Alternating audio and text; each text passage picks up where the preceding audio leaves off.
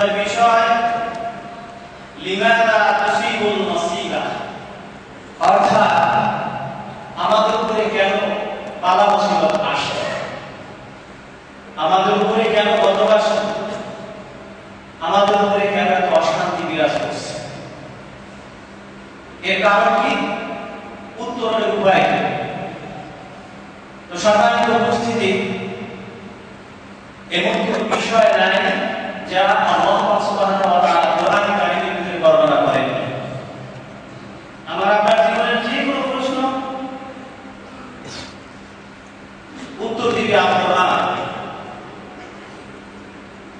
তো কেন বিপদ আসে, কি কারণে আসে, কি কারণে কি বর্ণনা শেষ করলে কি, এই ব্যাপারে আল্লাহ পাক বলছেন যে আমার পক্ষ থেকে, আপনার পক্ষ থেকে, আমাদের মেধা থেকে যদি আমাদের মুসিবতগুলি বর্ণনা করি, বিপদ কেন আসে সেভাবে বর্ণনা করি, এটা আংশিক সঠিক হতে পারে বা নাও হতে পারে, কিন্তু আল্লাহ পাক সুবহানাহু ওয়া তাআলা যেটা বলছেন এবং রাসূল সাল্লাল্লাহু আলাইহি ওয়াসাল্লাম যেটা বলছেন, এটা ভিতরে বিন্দু পরিমাণ সন্দেহ নাই।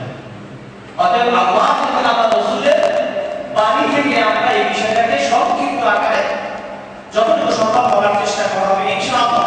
আর যেহেতু জন্য গরম সময় উদ্যোগগুলো শেষ করার চেষ্টা করতে হবে। তো আমরা কোরআনে কারীমের কাছে আল্লাহ পাক বলেন, ওয়ালাকাদ দারাবনা লিন-নাসি ফি হাযাল কুরআনি মিন কুল্লি মাসাল লাআল্লাহুম ইয়াতাযাক্কারুন। আমি মানুষের জন্য এই কোরআনে কারীমের ভিতরে প্রত্যেক বিষয় আমি উপস্থাপন করেছি যাতে মানুষ তার উপদেশ গ্রহণ করতে পারে। সুবহানাল্লাহ। এখন আসলে আজকে এই বিশ্বের পরিস্থিতি আমার ব্যক্তির জীবন থেকে যে কোনো স্তরে আমরা যাই না কেন, সব স্তরে অশান্তি বিরাজ করছে। যার অবস্থান থেকে তার সমস্যাটা কত, এই সমস্যাটা কখনো জাতিগত আছে, কখনো দেশের মধ্যে আছে, কখনো বিশ্বের ভিতরে আছে, কখনো বিভিন্ন স্তরে আছে। মোটামুটি আমরা সমস্যা মুসিবত ছাড়া কেউ নেই। এখন এই মুসিবতগুলি কেন আসে? অনেক সময় আমরা বলি গরিব মানুষ, সমস্যা শেষ নাই। নাউজুবিল্লাহ, অনেক মানুষ বলে মুসলিম না, গরিব মানুষের তো আল্লাহ পছন্দ করে না, মানুষ পছন্দ করে। এই কথাগুলো ঠিক না। এখন এই মুসিবতগুলি কেন আসে সেটা আল্লাহ পাক কোরআনে বলেছেন। এই মুসিবত আল্লাহ পাক দেন এবং তিনি দূর করতে পারেন। ظهر الفساد في البر والبحر بما كسبت أيدي الناس। জলের স্তরে আজ পৃথিবীর যেখানে আমরা তাকাই সব জায়গায় বিপর্যয় দেখা দিচ্ছে, কোথাও শান্তি নেই। আল্লাহ পাক বলেন যে জলের স্তরে এবং ঘরের সংসারে চাকরি সব স্তরে অশান্তিগুলি তোমাদের হাতের কামাই। এখানে আমি আল্লাহ কিছু দেই, আমরা যা আয় করতেছি তাই আমরা পাইছি। আল্লাহ তাআলা বলেন, মা আসাবাকুম মিন মুসিবাতিন ফাবিমা কাসাবাত আইদিকুম ওয়া ইয়া'ফু আন কাসীর। যে পরিমাণ অপরাধ প্রতিদিন মানুষগুলি করতেছো সেই পরিমাণ গজব আমি পাঠাই নাই, অনেক কিছু তোমাদেরকে আমি ক্ষমা করে দিচ্ছি। তা না হলে এই জমিনের বুকে একটা মানুষ আল্লাহর গজব থেকে এই জমিনে বাঁচা সম্ভব ছিল না। যে পরিমাণ অপরাধ আমরা করে যাচ্ছি, আল্লাহ যদি আমাদেরকে সেই পরিমাণ ক্ষমা না করে যদি সব কিছু পানিশমেন্ট দিতে তাহলে আমরা বাঁচতে পারতাম। এখন সম্মানিত উপস্থিতি, এই বিপদ অন্যতম তিনটি স্তরে আছে। তিন স্তরের বিপদের কথা সংক্ষিপ্ত আকারে বলার চেষ্টা করি। এক নম্বরের বিপদ আছে এক শ্রেণীর মানুষের উপরে, সেই মানুষগুলোর উপরে এই বিপদ, এটার বিপদ এটা হচ্ছে পরীক্ষা। আল্লাহর পক্ষ থেকে পরীক্ষা আসে, এর মাধ্যমে যদি সে পরীক্ষায় উত্তীর্ণ হতে পারে তখন তার দুনিয়া সম্মান বাড়ে, আখিরাতে জান্নাতে তার মর্যাদা আল্লাহ পাক বাড়ায়। এবং এই পরীক্ষায় টিকে থাকতে পারলে তাদের গুনাহসমূহ আল্লাহ পাক মাফ করে পরকালে তাদেরকে নিষ্পাপ হিসাবে নিয়ে গেছেন। আর সেই ধরনের প্রথম পরীক্ষা আসে ঈমানদারদের কাছে, পজিটিভ বান্দাদের। এই ধরনের মানুষ যারা ভালো পথে আছে, সৎ পথে আছে, তাদের উপরে এই বিপদটা আসে। এটা হচ্ছে আল্লাহর পক্ষ থেকে বন্ধুত্বের পরীক্ষা। আমরা অনেক সময় মনে করি ঈমান আনছি জান্নাতে সহজে চলে যাব না, এমনকি নয়। ঈমান আনলেই এই পথের পরীক্ষা দিতেই হবে, পরীক্ষা ছাড়া একটা মানুষ জান্নাতে যাওয়া সম্ভব হবে না। আহাসিবান নাস আন ইউতরাফু আন ইয়াকুলু আমান্না ওয়া হুম লা ইফতানুন। আল্লাহ প্রশ্ন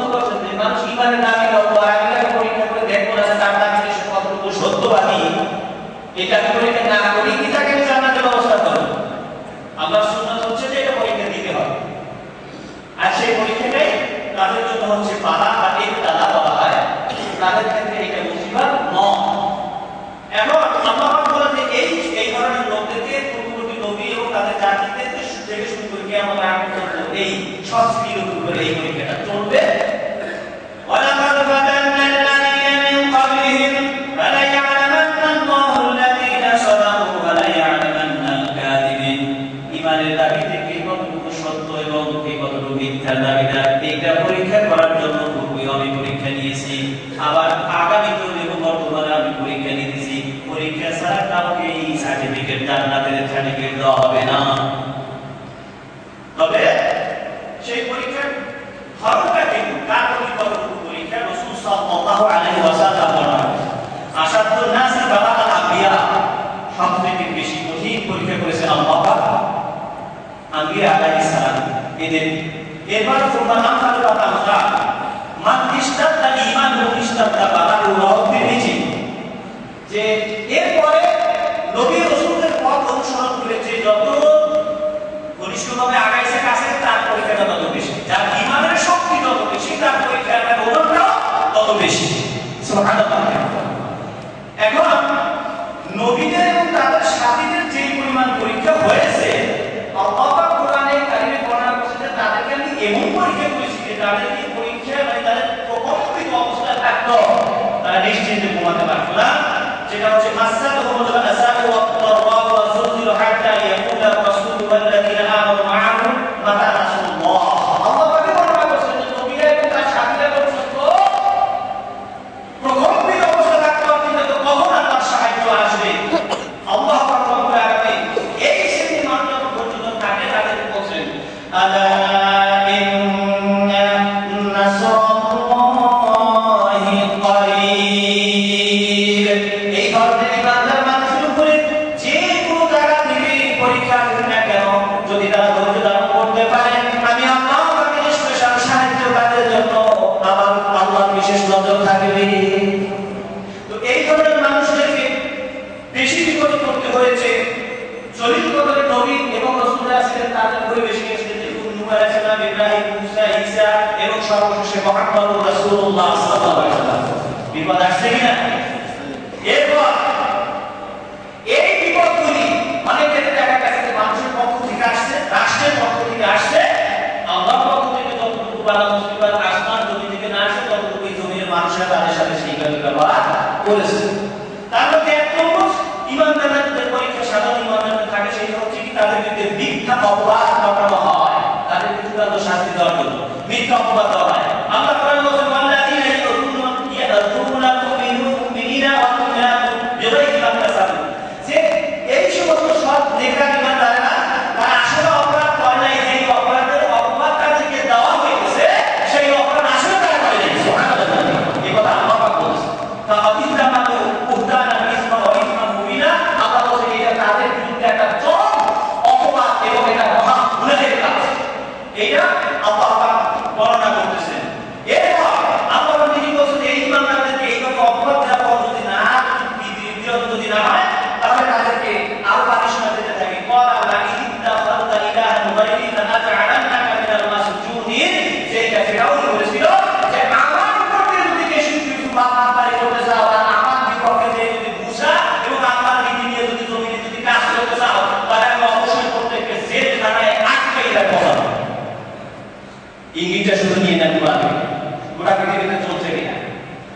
এরপর আল্লাহ পাক বলেন যে এরপরে তাদেরকে হত্যা করা হয়েছে। কুতিলা আসহাবুল উখদুদিন নারি যাতিল ওয়াকুদ, যে বিগত দিনে ইমানদারদেরকে জীবন্ত তাদেরকে আগুনের গর্তের ভিতরে ফেলে তাদেরকে শহীদ করা হয়েছে।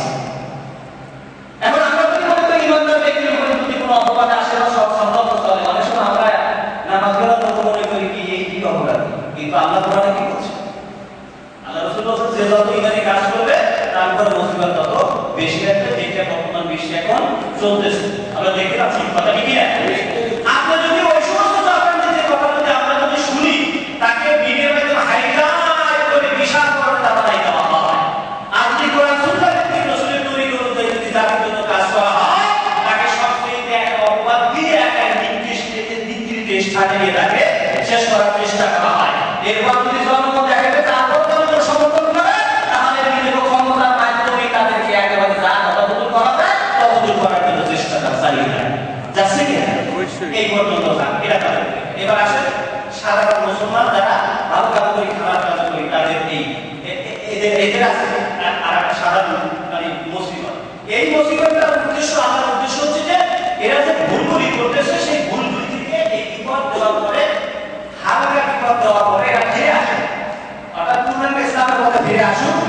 ভালো কাজ করে, কিছু করে না।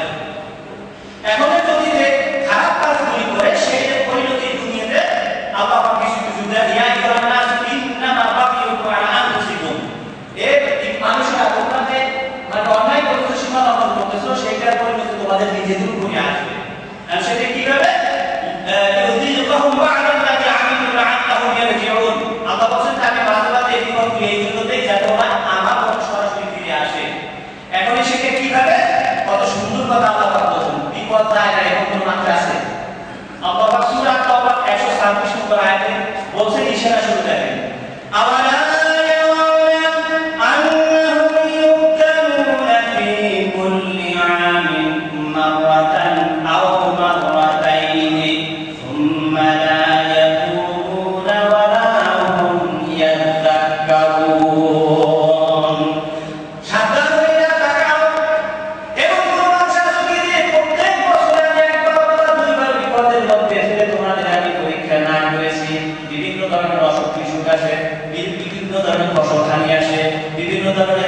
জীবনের উপরে হারিয়ে আসে, বিভিন্ন অশান্তি আছে, বছরে একবার দুইবার আল্লাহ পাক এইভাবে আমাদের অনেক দিতেছেন যাতে আমরা ফিরে আসি। আল্লাহ বলতেছেন যে এইভাবে বিপদ দেওয়ার পরও যারা তওবা করে আমার ঘরে ফিরে আসলো না এবং আমার উপদেশ গ্রহণ করে নিল না, এখন সে কুরবান নাই মহাবতের দিকে সে এখন পা বাড়ালো। আল্লাহ রাসূলুল্লাহ খাওফিহুম, আমি তাদেরকে ভয় দিতেছি, ফিরে আয় আমার দিকে, তারা মহাকঠিন বিপদ সামনে আমার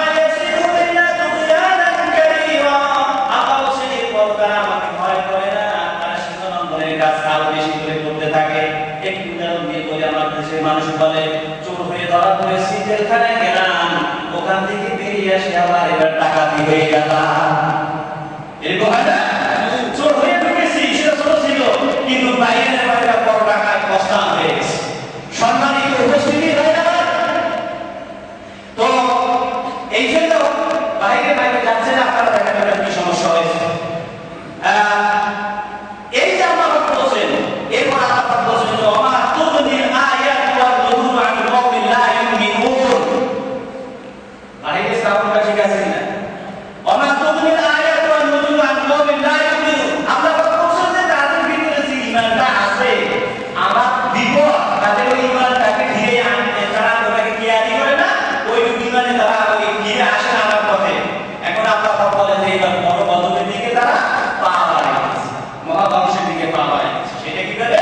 কোরআনে আল্লাহ বলছে তারা আবার কি ওয়া ইয়াসালুল্লাযীনা কাফারু তুসিবুহুম বিমা সানা'ু ওয়ালি'আতুন আও তাকুনু তারিকাম মিন দারিহিম হাত্তা ইয়াতু'আল্লাহ। আল্লাহ বলছে যে আমি বড় বিপদের আগে, ধ্বংস হওয়ার আগে তাদের চতুর্দিকে গ্রামে, দেশে, ঘরে, পরিবেশে, সমাজে ছোট ছোট বিপদ দিতে থাকে। ছোট ছোট বিপদ দেই, বাড়া মুসিবত দেই, একেবারে একদিন বাড়া মুসিবত আসে, ব্যাখ্যা করার সুযোগ নেই, টাইম কম। তো এইভাবে চতুর্দিক গ্রামে তাকাতে দেখবেন ছোট ছোট বিপদ শুরু হয়ে গেছে, কিন্তু এই বড় বিপদ আসার আলাদা হচ্ছে এইটা। এখন এই ছোট ছোট বিপদ দেখার পরও যদি মানুষ যদি সঠিক পথে দিকে না আসে, এখন আল্লাহ পাক বলেন যে বড় গজবের দিকে গেছে। সেইটার আলাদা কি? ওয়াইদা ওয়াজনা নুহলিকা ক্বারিয়াতান মুতরাফিহা ফাসাবু ফিহা ফাহাক্কা আলাইহা আল-কওলু ফাদাম্মারনাহা তাদমীরা। এলাকার দেশের বড় বড় প্রভাবশালী লোকেরা, পরিচিতি লোকেরা, ক্ষমতাশালী লোকদেরকে আমি আল্লাহ বলি তোমরা সৎ পথে আসো, কারণ তোমাদের দেখে গরিব লোকগুলি অনুসরণ করতেছে, তোমরা বেশি বেশি আমার পথে আসো। কিন্তু দেখা গেল আমার হুকুম মানে না, বড় লোকেরা বেশি রকম বিদ্যার্থী করতে থাকে, ওই প্রভাবশালী লোকেরা বেশি আমার হুকুমকে লঙ্ঘন করে পালাচার করতে থাকে। আল্লাহ পাক বলেন এই অবস্থা সমাজের মধ্যে যখন দেখবা অধিকাংশ প্রভাবশালী গরিব লোকগুলি যখন আল্লাহর পথে সীমা লঙ্ঘন করবে, তখন মনে করবা এই জায়গার মধ্যে আল্লাহর ভালোবাসার সম্ভাবনা রয়েছে। এখন এই অবস্থা আল্লাহ পাক বলছেন, সে সংক্ষিপ্ত আকারে পয়েন্ট বলতেছি, সেটা হচ্ছে কি কি জিনিস তখন করতে থাকে এই সমস্ত প্রভাবশালী লোকের মাধ্যমে সমাজের মধ্যে। আল্লাহ কোরআন ও সুন্নাহ থেকে সংক্ষিপ্ত আকারে বলছি কয়েকটা পয়েন্ট, যেরকম আপনার অশ্লীলতা এবং ফাহিশা বেপরোয়া বেশি বৃদ্ধি পাবে। এই জন্য দেখা যায় গরিবের মেয়েরা মোটামুটি পর্দা থাকতে চায়, কিন্তু বড় লোকের মেয়েরা পর্দার ভিতরে থাকতে চায় না। এরপর মদ, জুয়া, জেনা, ব্যভিচার এইগুলি খুব বৃদ্ধি পেতে থাকে, ওই উপরতলা লোকদের বৃদ্ধি থেকে আসতে থাকে নিচের দিকে। তারপর আসে বিলাসিতা, অপ্রয়োজনীয় বিলাসিতা,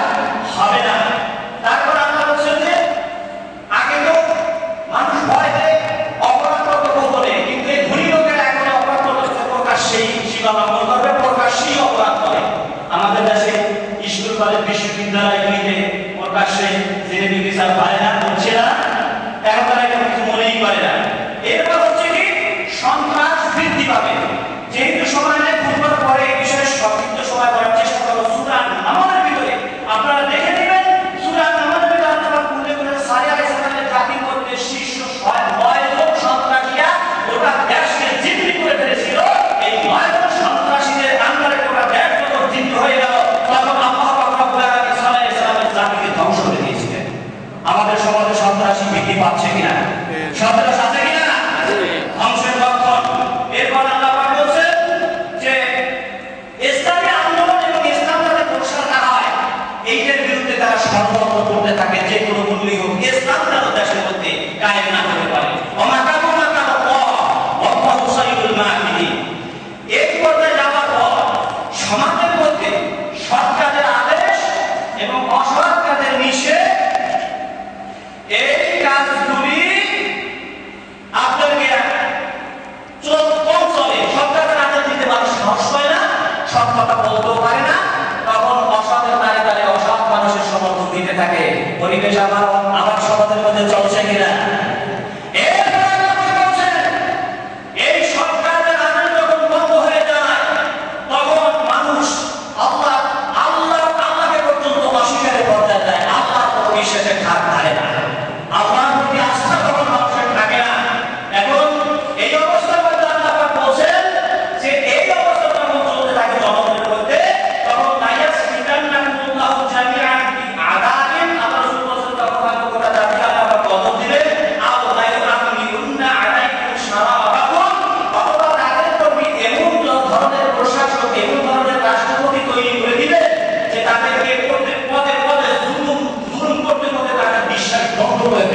এমন ধরনের পোশাক আমি আল্লাহ অবতার করাই।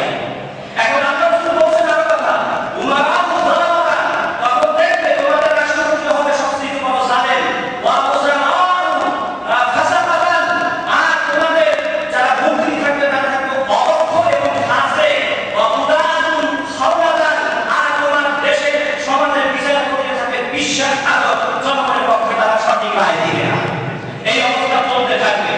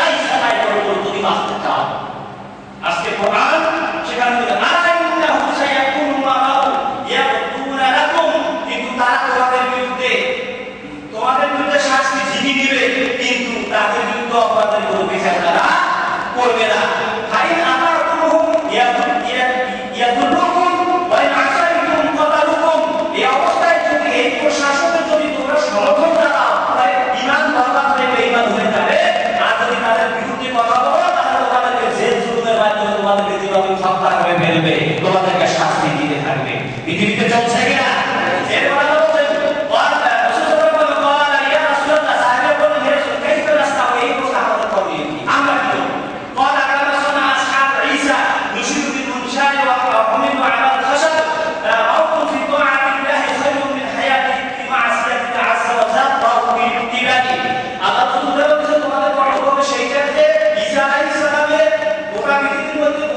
কয়েকজন শহীদ ইমানদাররা নিজেদের জীবন বাজি রেখে যেরকম আল্লাহ দ্বীনের কাজ চালিয়ে গেছে,